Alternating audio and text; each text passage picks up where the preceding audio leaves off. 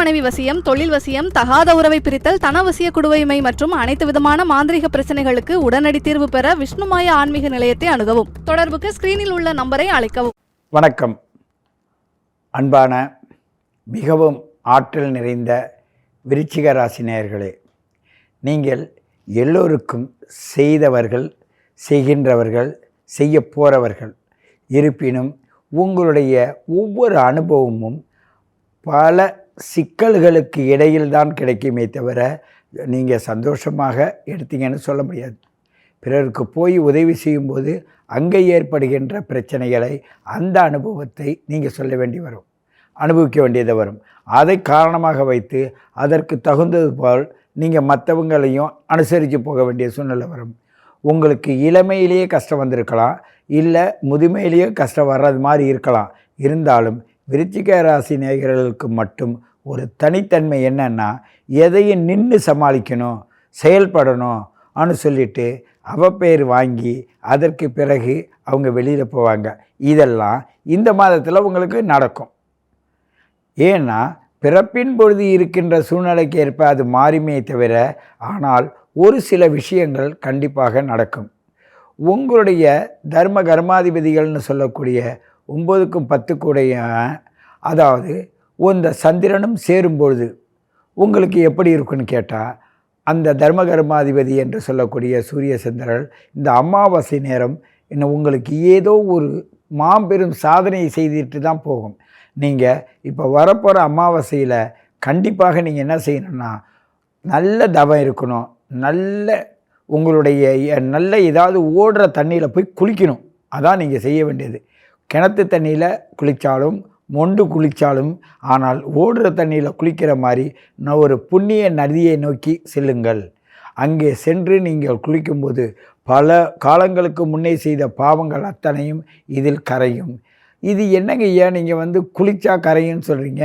எனக்கு எப்படி பல காலத்துக்கு முன்னாடி நடந்ததெல்லாம் எப்படி எனக்கு சரியாகும்னு கேட்பீங்கள்ல. அதுக்கு என்ன பதில்னு கேட்டால், உங்களுடைய மனதை இறுக்கி கொண்டே இருந்த சிந்தனைகள் இந்த மாதத்தில் அந்த நதியை நோக்கி போகும்பொழுது உங்கள் தேடுதல் எல்லாம் அந்த நதியின் மீது கவனமாக இருக்கும். அங்கே போய் குளிக்கும் பொழுது என்னன்னா, உங்களுடைய எண்ணங்கள் அந்த நீரில் நனையும் போது உங்களுடைய பழைய எண்ணங்கள் உங்களுடைய தேங்கியிருந்த அந்த மனப்பான்மையிலிருந்து விடுபட்டுரும். அந்த மனப்பான்மையிலேருந்து விடுபட்ட பிறகு நான் புண்ணிய நதியில் போய் குளிச்சுட்டு வந்தால் நான் நல்லா இருக்கேன் அப்படின்னு சொல்கிற மாதிரி எண்ணம் வரும். நாங்கள் திருப்பதிக்கு போங்கன்னு சொன்னாலும் சரி, இல்லை புண்ணிய நதிகளுக்கு போங்கன்னு சொன்னாலும் சரி, மலை மேலே ஏறினாலும் சரி, நீங்கள் மடுவில் போய் குளித்தாலும் சரி, உங்களுடைய எண்ணங்கள் மாற்றத்தை தான் நாங்கள் புண்ணிய ஸ்தலங்களுக்கு போங்கன்னு சொல்கிறோம். அப்படிப்பட்ட சூழ்நிலை ஏன்னு கேட்டால், நிறைய நீங்கள் கேலி கிண்டல்லாம் செய்யக்கூடியவங்க, நிறைய கேலி கிண்டல்லாம் செய்து பார்த்துருப்பீங்க. செய்தாலும் கூட நீங்கள் உங்கள் விஷயத்தில் கவனமாக இருக்கீங்கன்னு அடுத்தவங்களுக்கு தெரியாது. அடுத்தவன் இவன் எங்கே மதிக்க போகிறான், எங்கே சொல்கிறத கேட்க போகிறான், இப்படி தான் சொல்லுவாங்க.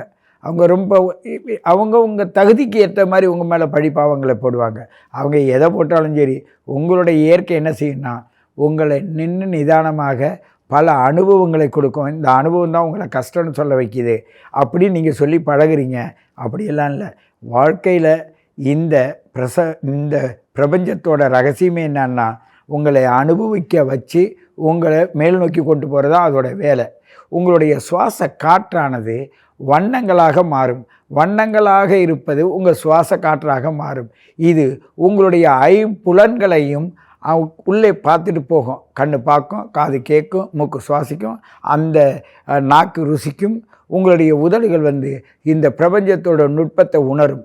அதில் மெய்வாய், கண், மூக்கு, காதுன்னு இந்த 5 இந்திரியங்களையும் நீங்கள் பக்குவப்படுத்தி வாழக்கூடிய ஆற்றல் படைத்தவர்கள். இருந்தாலும் சில நேரங்களில் அவசரப்பட்டுருவீங்க. இந்த அவசரப்பட்டதை தான் மற்றவங்க உங்களுக்கு நுட்பமாக கவனித்து சொல்லுவாங்க. இந்த மாதிரி நீ இது மாதிரி செஞ்ச, உங்களுக்கு தடை இல்லாத உங்களோட காரியம் வெற்றியாவது கஷ்டம். தடைப்பட்டால்தான் நீங்கள் பயணிப்பீங்க. அந்த தடைக்கல் தான் உங்களுக்கு ஒரு படிக்கல்லாக இருக்கும். ஆகையினால் உங்களுடைய முயற்சியும் உங்களுடைய பயணமும் உங்கள் குடும்ப சூழ்நிலையும் உங்களுக்கு இதுவரை கஷ்டமாக இருந்தாலும், இல்லை இனி வரப்போகிற நேரங்களில் கஷ்டம் வரப்போகுதுன்னு ஒரு பயம் வந்தாலும், அவை யாவற்றையும் நீங்கள் கவனமாக அதை மாற்றுவதற்கான தகுதியை நீங்கள் படைக்கலாம். எப்படி படைக்கலாம் அப்படின்னு சொன்னால், நீங்கள் உங்கள் வீட்டில் இருக்கிற அந்த உங்கள் குலதெய்வத்தை நீங்கள் விடாதீங்க. இந்த மாதத்தில் உங்கள் குலதெய்வத்தை கேட்டு, தெரிஞ்சவங்களாக இருந்தாலும் சரி, தெரியாதவங்களாக இருந்தாலும் சரி, உங்கள் குலதெய்வத்தை மனதில் நினச்சி நீங்கள் அதுக்கு கையெடுத்து கும்பிட்டுட்டு வாங்க. உங்கள் முன்னோர்களில் உங்களோட பிறந்தவங்க இல்லை உங்கள் குடும்பத்தில் பிறந்தவங்க அவங்க வாழாமல் அவங்களுடைய ஆயுளை பிரபஞ்சத்தோடு கலந்துருப்பாங்க. அவங்களுடைய எண்ணங்களும் இயக்கங்களும் அவருடைய அனுபவங்களும் இந்த பூமியில் நிறைவேறாததுனால அந்த பிரச்சனை உங்களுடைய எண்ணத்திற்கு வந்து பாதிப்பை தரும். அதை உணர்ந்து நீங்கள் வாழுங்க. நீங்கள் மிகவும் சிறப்பாக இருப்பீங்க. மீண்டும் உங்களை சந்திக்கிறேன். உங்கள் சித்தயோகி பேரம்பலவாணன். நன்றி, வணக்கம். ராசிக்கு 8வது வீடு விருச்சிக ராசி. ஒரு தேலுன்னே சொல்லிட்டு போயிடலாம். யாரையும் நம்ப மாட்டீங்க. சொத்து சுகம் எல்லாமே கடவுளுடைய அனுகிரகத்தில் பூர்வீகத்தில் இருக்கும். முன்னோர் சொத்து மூத்தோர் சொத்துக்கள்லாம் இருக்கக்கூடிய வாய்ப்பு இருக்கும். ஆனால் நீங்களும் உங்களுக்கும் பார்த்தீங்கன்னா 2018 நீங்களும் கஷ்டம்தான் பட்டுக்கிட்டு இருப்பீங்க. நஷ்டங்களையும் பட்டுக்கிட்டு இருப்பீங்க. இழக்காத சொத்துக்களையும் பல இழந்துக்கிட்டு இருப்பீங்க. கணவன் மனைவி பிரிஞ்சிருக்கக்கூடிய ஒரு தன்மைகளும் வந்துட்டு போயிருக்கும். ஆனால் இப்போ வரக்கூடிய 2025 உங்களுக்கு யோகம். விட்டதெல்லாம் தொட்டதெல்லாம் விளங்க போகுது. பல இழப்புகளை சந்திச்சிருந்தது எல்லாமே யோகங்கள் வரக்கூடிய ஒரு தருணம் வருது. நீங்கள் வழிபடக்கூடிய தெய்வம் பழனி முருகன் இல்லைன்னா வடபழனி முருகன். வடபழனி முருகனை பார்க்கறதுக்கும் ஒரு ப்ராசஸ் இருக்குது. சாமிக்கும் அம்பாளுக்கும் நல்ல ஒரு மாலை வாங்கிட்டு ஒரு பன்னீர் வாங்கிட்டு சாமியை பார்க்கறதுக்கு முன்னாடி வாசல்ல இருக்க வேண்டிய பெருமாளை தரிசனம் பண்ணிட்டு வடபழனி முருகனை பார்த்து அந்த பன்னீரையும் பூவையும் கொடுத்துட்டு அப்படி ஒரு 10 நிமிஷம் உட்கார்ந்துட்டு, முருகா எனக்கு இனி இடையூறுகள் வரக்கூடாது, இனிமே எனக்கு கஷ்டங்கள் வரக்கூடாது, 2025 மன்னவனை போல வாழணும் அப்படின்னு நினச்சிக்கிட்டு சாமியை வழிபட்டு வந்தால் நீங்கள் யோகக்காரர். அரசியலில் பிரவேசமாகக்கூடியவங்களும் இந்த விருச்சிக ராசிக்காரங்களை தான் நிறையா இருக்கும். காவல்துறையில் இருக்கக்கூடியவங்களும் இந்த விருச்சிக ராசியாக தான் இருக்கும். இராணுவ வீரராக இருக்கக்கூடிய ஆசைகள் உடையவங்களும் நீங்கள் தான். ஏன்னா ரத்த சூடு ப்ரெஷரு உங்களுக்கு தான் அதிகம். ஒரு இரும்பை தூக்கி ஒரு ஜிம்பாடி பண்ணக்கூடிய ஒரு சக்தி உங்களுக்கு தான் அதிகம். இந்த 2025 உங்களுக்கு யோகம். சூப்பராக வாழ போறீங்க. மாற்றங்கள் தரக்கூடிய அளவுக்கு ஒரு மகத்தான செய்தியும் உங்களுக்கு வரப்போகுது. அந்த மாதிரி தருணம் விருச்சிக ராசிக்காரங்களுக்கு உண்டு. கணவன் மனைவி பிரிஞ்சிருந்தீங்கன்னா ஒன்று சேருங்க. தான் மனைவி மக்களோட அனுசரணையாக வாழுங்க. விட்டு கொடுத்து வாழுங்க. நீங்கள் தொட்டதெல்லாம் விளங்கும். அப்படி ஒரு தருணமும் நடக்கக்கூடிய நேரம் இந்த 2025 வரக்கூடிய வருஷம். சந்தோஷமாக வாழுங்க. தோட்டம் துறவோடு வாழுங்க. மண்ணும் பொன்னாகக்கூடிய ஒரு நேரங்காலங்கள் வருது. உங்களுடைய நேரங்காலத்துக்கு ஏற்ற மாதிரி எம்பெருமான வழிபட்டுக்கிட்டு வாங்க. குறையில்லாமல் வரக்கூடிய தருணம் இந்த விருச்சிக ராசிக்காரங்களுக்கு நிறையாவே உண்டு. அரசியல் பிரவேசம் உங்களுக்கு கொஞ்சம் ஆகும். அரசியல் தோரணை கொஞ்சம் ஆகும். அதனால் அரசியல் சம்மந்தப்பட்டதில் ஒரு ட்ராக் ஒன்று பிடிச்சிக்கிட்டு போனாலும் வரக்கூடிய தேர்தலில் உங்களுக்கு ஒரு வாய்ப்பும் கொஞ்சம் இருக்குது. எல்லாரும் சந்தோஷமாக வாழணும், குறையில்லாமல் இருக்கணும். எம்பெருமான் முருகக்கடவுளை வழிபடுங்க. நல்ல ஒரு நேரங்காலங்கள் வரும்.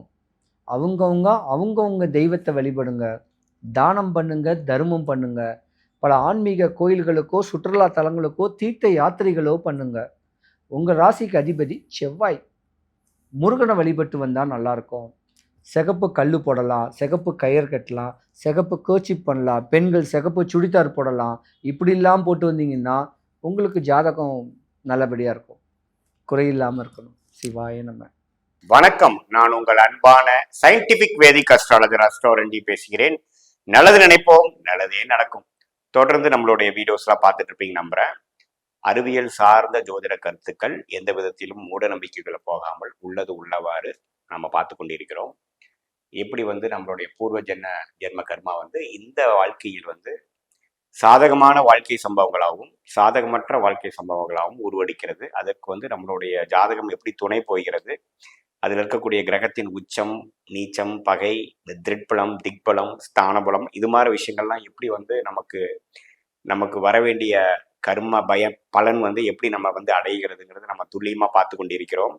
அதே சமயத்தில் கோச்சார் அடிப்படையில் குரு பயிற்சி, ராகு கேது பயிற்சி, சனி பயிற்சி, அதே சமயத்தில் மாத கிரகம் என்று சொல்லப்படுகிற புதன், சுக்கிரன், சூரியன், செவ்வாயெல்லாம் வந்து ஒரு ராசியிலேருந்து இன்னொரு ராசி பெயரும் பொழுது நம்ம ராசிக்கு எந்த தாக்கத்தை கொடுக்குறார், எது மாதிரி ஒரு வழிநடத்தல் வந்து நம்ம வாழ்க்கைக்கு கொடுக்குறாருங்கிறத நம்ம பார்த்துட்டு இருக்கோம். அந்த அடிப்படையில் பார்த்தீங்கன்னா விருச்சிக ராசிக்கு டிசம்பர் 2024 ஆண்டின் இறுதியான மாதமான டிசம்பர் மாதம் 31 நாட்கள் எப்படி இருக்க போகிறதுங்கிறத நம்ம பார்க்குறோம். அதுக்கு முன்னாடி நம்மளுடைய சேனலுக்கு ஃபர்ஸ்ட் டைம் வரவங்க மறக்காமல் சப்ஸ்கிரைப் பண்ணுங்கள். ஸோ தட் தொடர்ந்து நம்மளுடைய வீடியோஸ் உங்களுக்கு வந்து சேர்ந்து நீங்கள் அதனால் பலனடையலாம். இப்போ பார்த்தீங்கன்னா விருச்சிக ராசிக்கு டிசம்பர் 2024 எப்படி இருக்கும் போகுதுன்னு பார்க்கும் பொழுது ஆண்டு கிரகமாகிய குரு நீடித்து ராசியவே பார்க்குறார். அதே சமயத்தில் சனி 4ஆம் இடத்துல நீடித்து 10ஆம் பார்வையாக ராசியை பார்த்து கொண்டிருக்கிறாருங்கிறது நம்ம தெரிஞ்சுக்கணும். அதே சமயத்தில் ராகு 5ஆம் இடத்திலும் கேது 11ஆம் இடத்திலும் குரு பார்வை பெறுகிறார். ஸோ இது மாற ஒரு கிரக அமைப்பு இருக்கும் பொழுது மாத கிரகமாகிய விருச்சிக ராசியோட அதிபதியாகிய செவ்வாயே பார்த்தீங்கன்னா 9ஆம் இடத்துல நீடித்து கடகத்திலேயே மாதம் முழுவதும் இருக்கிறார். ஸோ நீச்சமா இருந்தாலும் பரவாயில்லை, 9ஆம் இடத்துல இருக்கிறார். அதே சமயத்துல சூரியன் வந்து ராசியிலேயே 16ஆம் தேதி வரைக்கும் இருந்து 16ஆம் தேதியிலிருந்து டிசம்பர் 16ஆம் தேதி தனுசுக்கு மாறுகிறார், 2ஆம் இடத்துக்கு மாறுகிறார். ஸோ ராஜோகாதிபதி சூரியன் ராசிக்குள்ளேயே இருக்கிறது ஒரு தப்பில்லை, நல்லதுதான். அதே சமயத்தில் சுக்கிரனும் பார்த்தீங்கன்னா 3ஆம் தேதி 2ஆம் இடத்துக்கு மாறுறாரு. ஸோ 3ஆம் தேதிக்கு அப்புறம் மாதத்தின் முதல் வாரத்துக்கு அப்புறம் சுப கிரகமாகிய சுக்கிரன் 2ஆம் இடத்துக்கு வர்றது சில நிதி போக்குவரத்து, வர வேண்டிய பணம் வந்து சேர்றது, கேஷ் ஃப்ளோக்கு ஒரு அருமையான ஒரு விஷயமா இருக்கு. ஸோ மாதத்தின் முதல் வாரம் வந்து டிசம்பர் மாதத்தின் முதல் வாரம் விருச்சிக ராசிக்காரர்களுக்கு ஒரு பண வரவு எதிர்பார்க்கறது, கொஞ்சம் கேஷ் ஃப்ளோ வந்து இது வரைக்கும் நமக்கு திருப்தியாக இல்லைன்னு சொல்லக்கூடிய பிஸ்னஸ்மேன், எம்ப்ளாயீஸ், அப்புறம் வியாபாரம், எக்ஸ்போர்ட் இம்போர்ட் பண்ணுறவங்க எல்லாத்துக்குமே பார்த்தீங்கன்னா ஓரளவுக்கு நல்ல ஒரு அமைப்பு கொடுக்கக்கூடியது இருக்குங்க. அதே சமயத்தில் புதன் நீடித்து ராசிக்குள்ளேயே இருக்கார். விருச்சிக ராசியிலேயே புதன் நீடித்து குருவின் பார்வை பெறுவது பார்த்தீங்கன்னா சில நுணுக்கமான சில விஷயங்கள், ஏன்னா லக்னத்துல ராசிக்குள்ளேயே வந்து புதன் இருக்கிறது, குரு பார்வை பெறும் பொழுது சில யுக்திகள் டிசைன் பண்ணி சில ஸ்ட்ராட்டஜிஸ் பிளான் பண்ணி ஐடி சாஃப்ட்வேர் அது மாதிரி இருக்கிறவங்களுக்கு ஒரு மேன்மையான ஒரு சில இது வரைக்கும் சொல்யூஷன் பெற முடியாத விஷயத்துக்கு ஒரு சொல்யூஷன் பெறுறது, நம்ம தீர்க்க முடியாத சில குழப்பங்கள் தீர்க்கிறது, அது மாதிரி சில விஷயங்கள்லாம் வந்து கண்டிப்பாக கிடைக்கக்கூடிய அமைப்புகள் இருக்கு. கிளாரிட்டி அதிகமாக இருக்கும். அதே சமயத்தில் இந்த மாதிரி 3ஆம் தேதி சுக்கிரன் மாறுறது, சூரியன் 16ஆம் தேதி மாறுறது, அதுக்கப்புறம் சுக்கிரன் 29ஆம் தேதியே பார்த்தீங்கன்னா 3ஆம் இடத்துக்கு நட்பு வீட்டுக்கு ஆகிய மகரத்துக்கு மாறுறாரு. இதுவும் நல்ல பயிற்சி தான். ஸோ பொதுவாக பார்க்கும்பொழுது மாதத்தின் முதல் வாரத்திலேருந்தே கேஷ் ஃப்ளோ விஷயங்கள், பணப்போக்குவங்கள், போயிட்டு வரக்கூடிய விஷயங்கள், டிராவல் விஷயங்கள், வெளிநாடு தொடர்பு எல்லாமே கொஞ்சம் பாசிட்டிவாக இருக்குதுங்க. பூர்வீகத்தில் சில பிரச்சனைகள் இருந்தாலும் சால்வ் பண்ணக்கூடிய அமைப்பு சுக்கிரன் 9ஆம் வீட்டை பார்க்கறது இருக்குது. சூரியனே ராசியில் இருக்கிறதும் நல்ல விஷயம். குருவின் பார்வை பெறுவது அப்பா மூலமாக சில அனுகூலமான சில விஷயங்கள் கிடைக்கிறதுக்கும் வாய்ப்புள்ளதாக இருக்கிறது. ஸோ எப்படி வச்சு பார்க்கும் போனாலும் இந்த நவம்பர் மாதம் பலனோட டிசம்பர் மாதம் பார்த்தீங்கன்னா சில விஷயங்கள் வந்து கொஞ்சம் பாசிட்டிவாக ஒரு 2-3 விஷயங்கள் சால்வ் ஆகக்கூடிய விஷயமா இருக்கு. இல்லத்தரசைகளுக்கு பார்த்தீங்கன்னா குருவே 7ஆம் இடத்துலேருந்து புதனை பார்க்கறதுனால நல்லாவே வந்து ஒரு கருத்து வேறுபாடுகள்லாம் கொஞ்சம் குறைஞ்சு குடும்பத்தில் வந்து ஒரு நிம்மதி பெருமூச்சு பெறக்கூடிய அமைப்புகள் கொஞ்சம் இருக்கு. கொஞ்சம் நீங்கள் வந்து அதில் கொஞ்சம் பொறுமையாக போகக்கூடிய அமைப்புக்கு தான் வந்து அதை வந்து கொஞ்சம் நான் சொன்ன பலன்கள் பெருக்கு அது ரொம்ப உதவியாக இருக்கும். அதே சமயத்தில் செவ்வாய் 9ஆம் இடத்துல இருக்கிறதுனால அப்பா விஷயங்கள், அப்பாவோட ஹெல்த் அதெல்லாம் கொஞ்சம் கவனம் செலுத்த வேண்டியதாக இருக்கும்.